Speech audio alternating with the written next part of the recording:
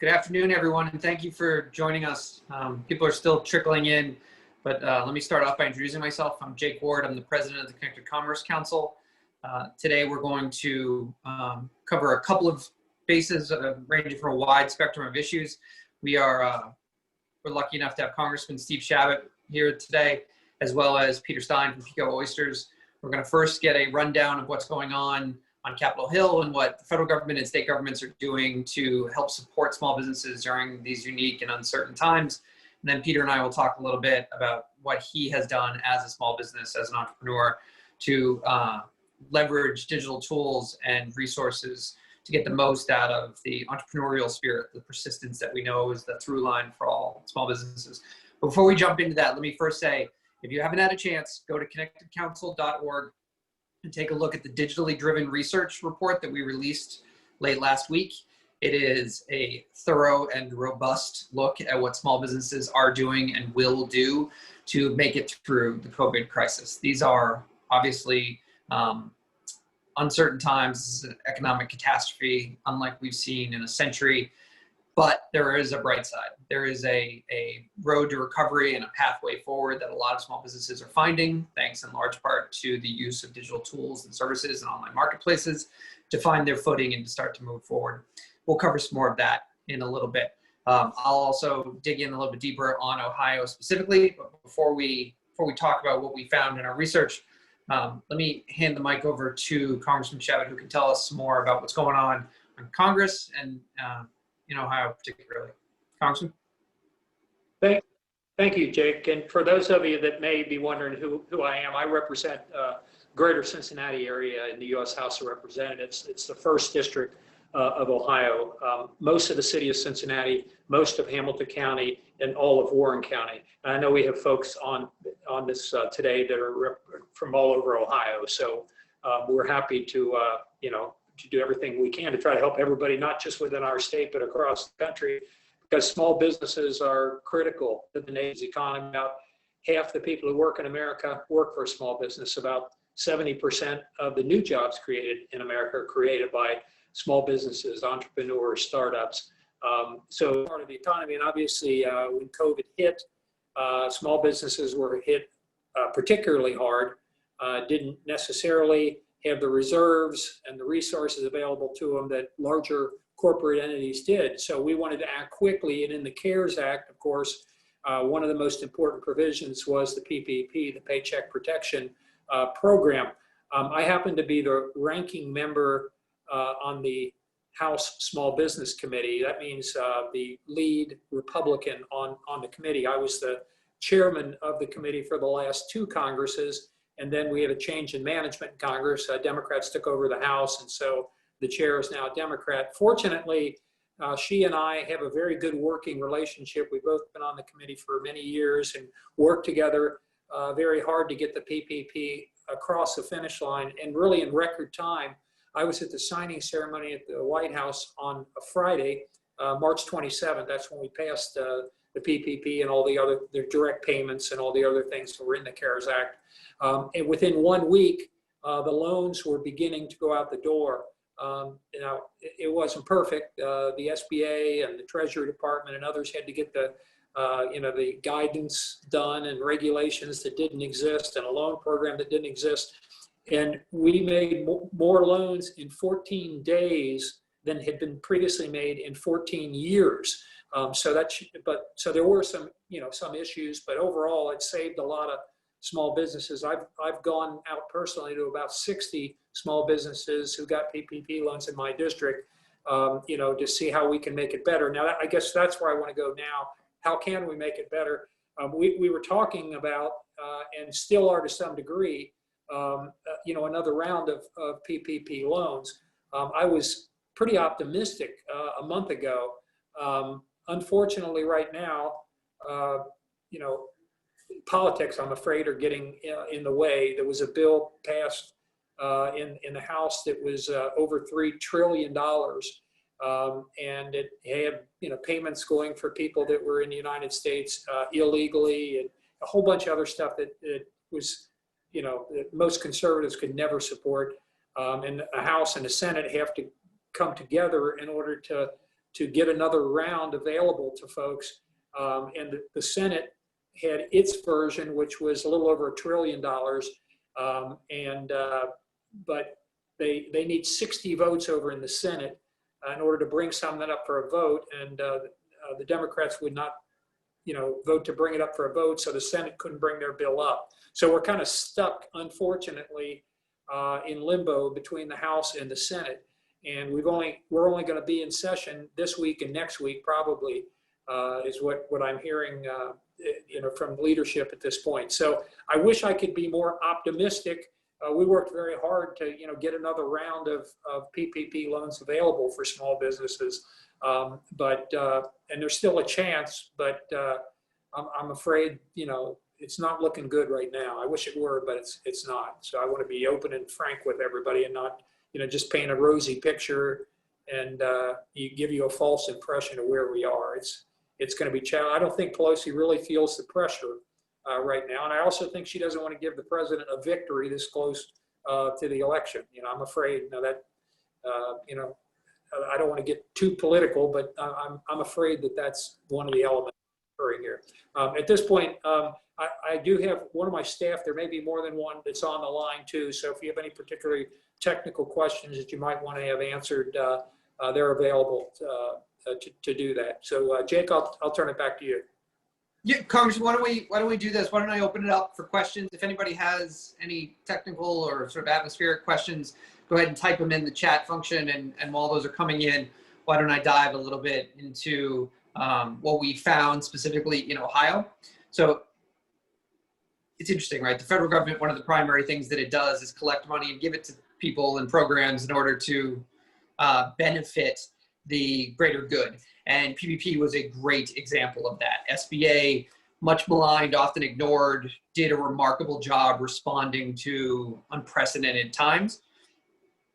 It is not coincidental, I think, that PPP saved millions of small businesses, but so did access to online tools, digital resources, online marketplaces that enabled millions of small businesses to transition what otherwise might have been a brick and mortar store, an oyster farm, a restaurant or food distributor into online businesses, or at least digitally empowered businesses.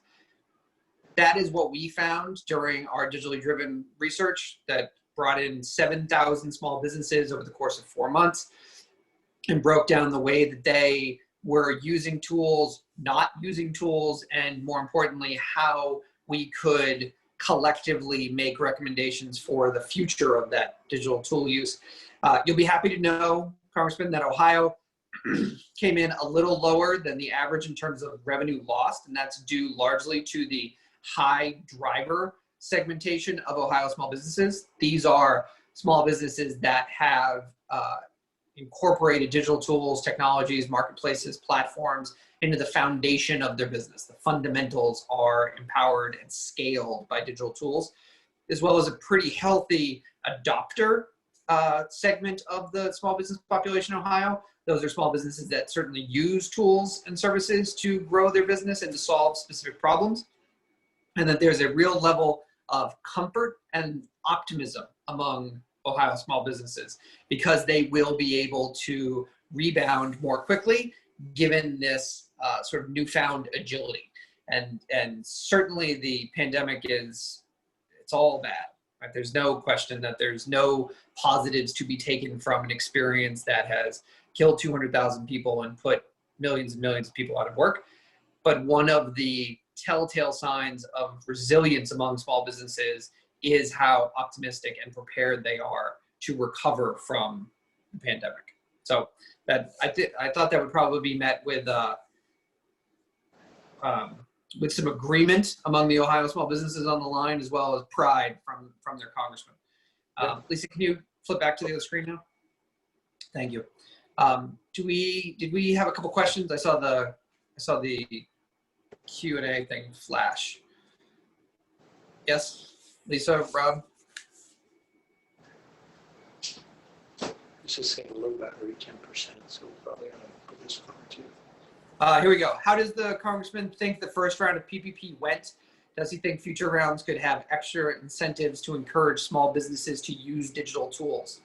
I didn't write that question, but I could have, because there's a recommendation in the report that we released, Congressman, that urges both federal and state policymakers to work with private tech companies and not so tech companies to raise the education level among small businesses, to lower that barrier to entry and make tool use more prevalent and more efficient. And certainly payroll protection is critical. It helps keep Americans at work, but so too is sort of preparedness. And a federal program spearheaded by SBA or SBDC and led by the Small Business Committee, for example, could be really effective for getting us ready for the next crisis, though hopefully it won't be a global pandemic. What are your thoughts? Yeah, I mean, I think that makes a lot of sense. And in some of the legislation, we encouraged small businesses to have access and utilize the SBDCs, the Small Business Development Centers. And this would seem to be a perfect way to have them involved in, helping to promote that particular procedure and techniques. And so I think they would be a good source to work with on that. Wonderful. I'm gonna keep bugging you and the committee to see if we can't get that in the next round or even in the next Congress, if you don't mind. Yeah, absolutely. I think that's a great idea. Yeah, we'll be happy to work with you. Wonderful. Okay, if there's any additional questions for the Congressman, throw them up on the Q&A and I'll come back to them. I'm sure that you probably have to run, Congressman, but if your staff can hang out, that would be wonderful. Okay. In advance, let me thank you for your participation and your leadership on this issue. We really appreciate it. Thank you. Absolutely. It's great seeing you all. And Joe, are you on here? Yeah, Mr. Chabot, I'll stick around. Yeah, absolutely. Okay. Yeah, we've got votes both in committee and on the floor that I've got to run to, but Joe can stick around. So I'm going to drop off. He'll stay on. So if you have any questions, ask him the really tough questions too. So it's good seeing you all, and we wish you nothing but the best. Thank you for being folks. I can't say enough good about how you all have stepped up in some of the most challenging times this nation has ever seen, and we're proud of you. So God bless you all. Thank you. Thank you, sir. Peter, the Congressman touched on a couple of points there in terms of access to capital, in terms of investment from the federal government, and all of that is nice, but also we heard there's probably not much more coming in the near future. As a small business owner, as somebody who has persevered and relied on technology and your own resilience over the last 6 months, I'm wondering if you could tell us your story. First, sort of introducing yourself in the business, and then we'll dig in a little bit. Sure. Thanks, Jake. So I'm Peter Stein. I run a oyster farm. We sell our oysters called Pico oysters, mostly in the New York region. Though we have in recent months started shipping them across the country. I've been running this farm for about 4 years, and oysters take a little while to develop. It's not like a head of lettuce that grows in a few months or a couple of months. Oysters actually take a couple of years to grow. So one of the it means just that it takes a while to get this business up and running and off the ground and producing revenue, but also, in particular, what was brought to a head certainly in the last few months for me is, as times and wallets get very tight, I have to plan in terms of like my inventory multiple years ahead. So I have to be planning for 2021, 2022 now, even though I don't necessarily have the budget to be doing so. So it's been a particularly challenging time, and certainly for me, mid-March, early March, my business went from 100% wholesale, where I was selling oysters directly to restaurants in Long Island and New York City, the greater New York City metro area, to zero, because basically every restaurant shut down almost overnight. And that left me in quite a pickle, and I'm sure that we'll talk a little bit about that in terms of how I've been surviving. So I want to say two things. One, I've had Peter's oysters. They are delicious. I highly recommend going on and ordering several dozen and have some of your friends over, they will not. You can do a social distant oyster roast. It will be well received, I promise. The other is oyster farming doesn't seem like the most digitally appropriate business. It seems like one of those things that isn't necessarily reliant on Salesforce or the online branding and marketing tools from Google or Instagram. Was that always baked into the business plan, or is this something that you've come to recently amid this crisis?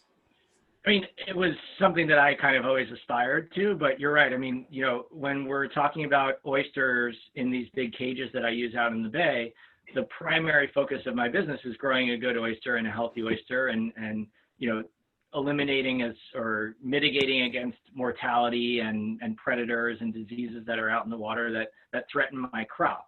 And those are by nature not digital things. Those are much more tangible and physical things.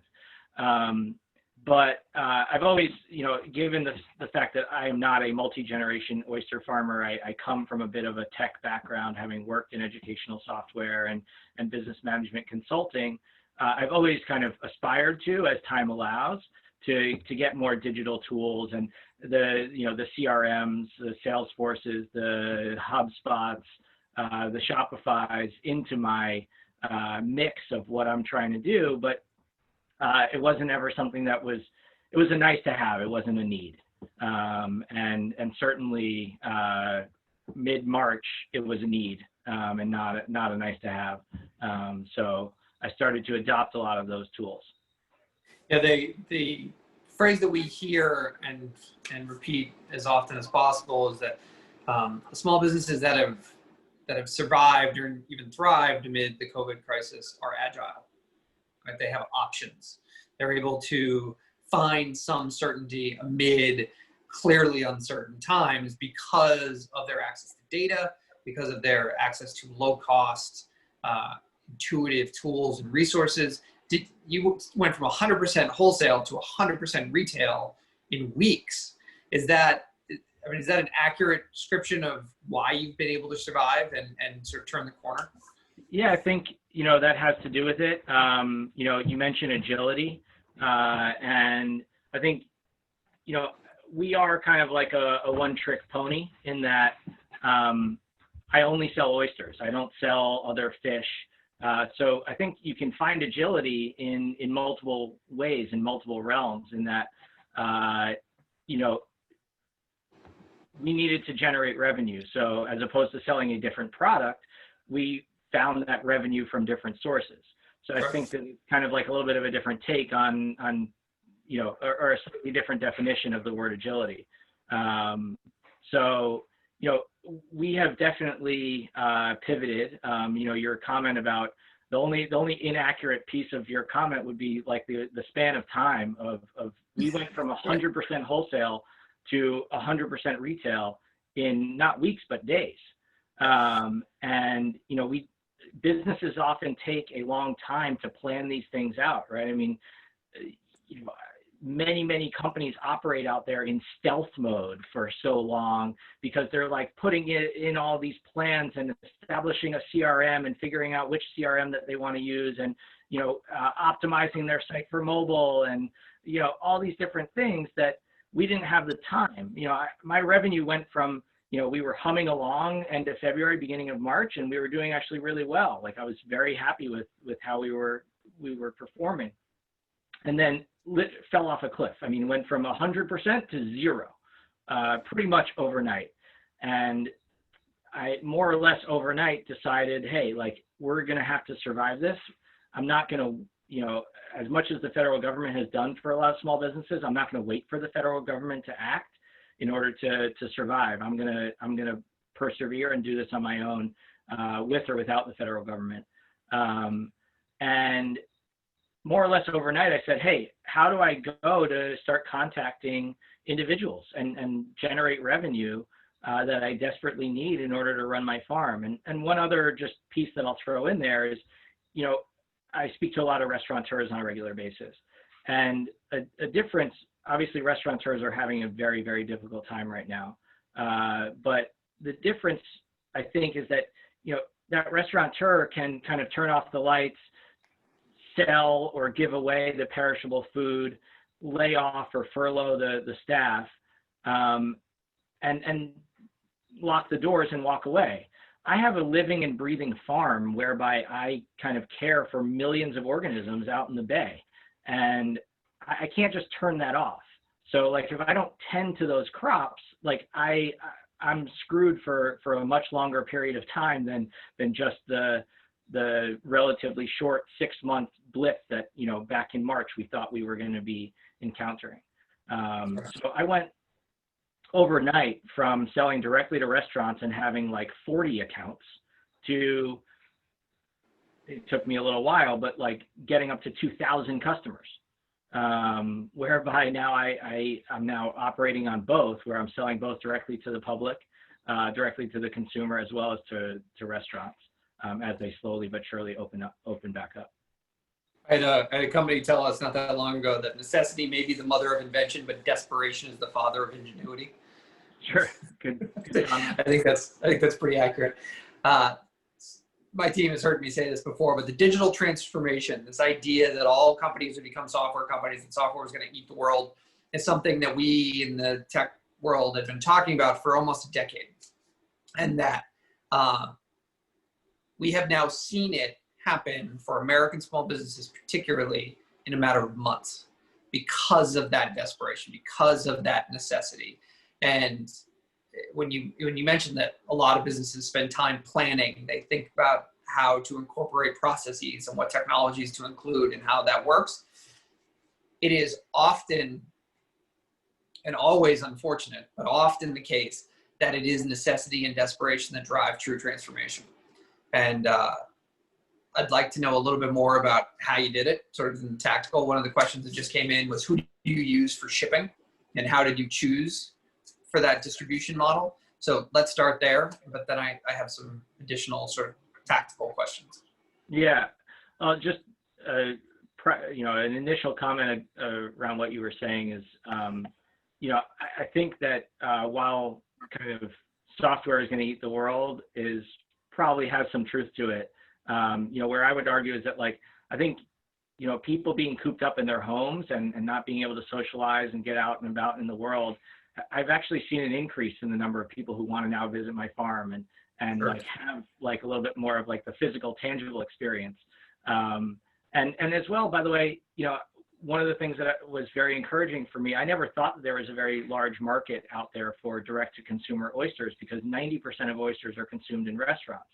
And but you know, the physical act of opening the oyster and kind of working for your food, so to speak, is something that has certainly seemed to resonate with consumers these days. So to get to the actual kind of more tactical things around what I did, you know, I've been using UPS, and that's more a function of the fact that I initially and to this day am using Shopify to process those orders and accept credit cards, and Shopify has built into it a lot of the logistics around shipping, which for me, I have found to be a very large challenge. In particular, for me, I'm shipping a refrigerated product, and I will tell you that, like, unfortunately, I have had to eat a lot of product over the last couple of months. And I don't mean actually eat it, I mean eat it from a That too, though. Yeah. But yeah, I would much prefer to be just eating the oysters myself as opposed to just losing them to UPS screwing up or something like that. But so I've been using UPS. I've been using Shopify. You know, my initial, because like I will tell you that I'm nowhere near where I need or want to be, but where I am today is far more mature and sophisticated than where I was 3 months ago. How I kicked this off was I said, okay, I need to know that Jake wants to order some oysters from me. What is the minimal amount of information that I need to know from Jake in order to complete that order, in order to fulfill that order? So I basically created a survey through Google Forms, and then just sent that survey link out to friends and family and said, you know what, send it out to your friends and family. And you know, I think one of the nice things was that so many people were so supportive of small business over the last 6 months. It's been certainly for me a shining spot over the last 6 months. It's been encouraging that so many people were like, you know what, I don't really like oysters, but like I'm going to support this guy because like it's just the right thing to do. I'll buy 2 dozen. And so I started using a Google form, and I started sending that out there.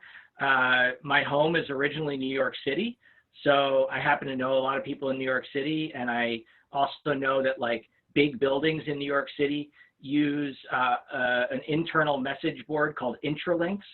So those big buildings in New York City that have 500 units in them, I asked people who I know who live in those big buildings to send that out to their internal message boards. I didn't just rely on Google, on Facebook and Instagram, and you know, just kind of sending something out there to the ether. I wanted to try to target things a little bit better.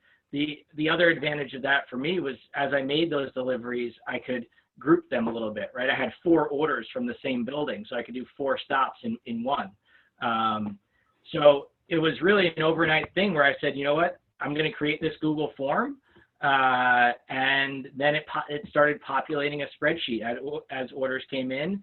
And another thing that I kind of a hard pill to swallow, certainly as a small business owner and somebody who is largely doing this by myself. I mean, I lean on friends and family whenever I can, but was that I just had to be comfortable with being uncomfortable, and know that like it wasn't going to be a perfect system and it was going to suck, but like I needed to just do it and figure out the pain points along the way and solve for those pain points as I encountered them, and not try to solve all of them up front and plan for everything, but to just do it and figure it out along the way. That's great. That's great advice too for anybody else on the line.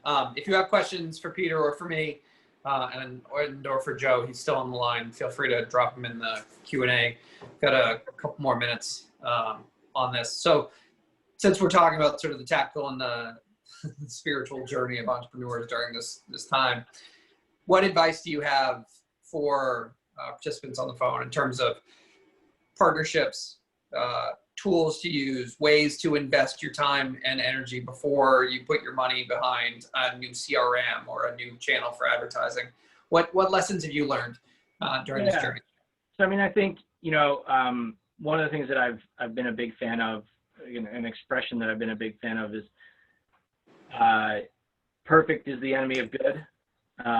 So getting it 80% right and getting it out the door is better than getting it 100% right and it taking 2 weeks longer to get it out the door. You know, I think people extend a lot of flexibility and a lot of patience towards and understanding towards small businesses. You know, so, and then on the tools side of things, you know, I think using the free and open access tools to begin with to start to understand how these things work is a pretty good way to go about things. I mean, you know, if you Google CRMs for small business, you're going to get a zillion different results, and it's very difficult while running a business to try to figure out which tool you're going to use. I mean, we can continue using the example of CRMs, but you know, there are a lot of tools for a lot of different purposes out there. You know, I think one of the things that is kind of not necessarily thematically agreeing with what we're talking about here is trying to not pursue the tool that's kind of the shiny new object in the room without understanding the problem that you're solving with that shiny new object. So, you know, it's not like, oh, I need to get Salesforce because Google uses Salesforce and Facebook uses Salesforce and every large company out there is using Salesforce. That doesn't mean that it's the right thing for you. And that doesn't necessarily, you may not even have that problem. You may think you do, but like, you know, it's really important to really critically and kind of introspectively think about the problem that you're solving for before you go out and just purchase or invest your time into implementing tools. One of the recommendations we make during this research report to overcome or to lower that barrier to entry of education is that people should invest time before they invest money, and to start thinking about their business. What do I do? What should I do better? What's inefficient? What do I hate doing? And look for tools and services and platforms that can solve those problems rather than trying to mirror their competition or to punch above their weight necessarily. It sounds like you're saying the same thing. Yeah, that certainly resonates with me. I mean, I think you just have to figure out what your pain point is and what's causing you the most pain, and find the antidote to that, and then figure out the thing that's causing your next amount of pain. You know, I think investing time is a good. My only, I guess, kind of counterpoint or thought to that would be, you know, time is an extremely valuable resource. So if you can find a way to outsource something, right? I mean, like I outsource my bookkeeping, right? I don't need to spend time doing the tediousness of bookkeeping, nor do I have, you know, nor am I very well educated on accounting. So like paying somebody to do that and do it well, and at least know that like that component of my business is looked after well and thoroughly, is well worth the money that I'm spending to do that. And it frees me up to focus on other things. Perfect. All right, last question. Are you going back? Once restaurants are wide open again in New York, what do you imagine the split will be in terms of retail versus wholesale? What do you think this will do to your business long term? Yeah, I mean, I hope I'm going to be able to maintain both revenue streams, both kind of direct to the consumer as well as wholesale. I think one of the things that I'm discovering is that I can actually ship oysters to restaurants pretty successfully. So that will free me up from the other kind of things associated with distribution that take up a lot of time for me. So that's one of the benefits of what I'm seeing out of this. You know, to me, restaurants is the wholesale component of this business is I think the much more scalable component to this business. But that being said, I am seeing some very encouraging signs and some very encouraging numbers as I get to do more analytics on the direct to consumer components of what I've been doing. So it's difficult, I'll say, as a small business to try to focus on more than one thing. But, you know, back to kind of that agility comment, right? Is that like, you know, it's a necessary evil right now in terms of, okay, I need to be able to produce revenue from more than one revenue stream. And that's, you know, the necessary evil that I'm needing to swallow. Well, thank you, Peter, for taking the time to do this today, and for your continued hard work, because they are delicious. If anybody has a question come to them in the coming hours or days, feel free to send them to us at 3C, and we'll source them through the Congressman's office or directly to Peter. And I want to thank everybody for taking the time. Don't forget to go to connectedcouncil.org and check out the report. Rob also just dropped it in the chat function. Peter, thank you for your time. Be safe. We'll talk to you soon. Absolutely. Thank you. I'm going to sign off. All right. Thanks.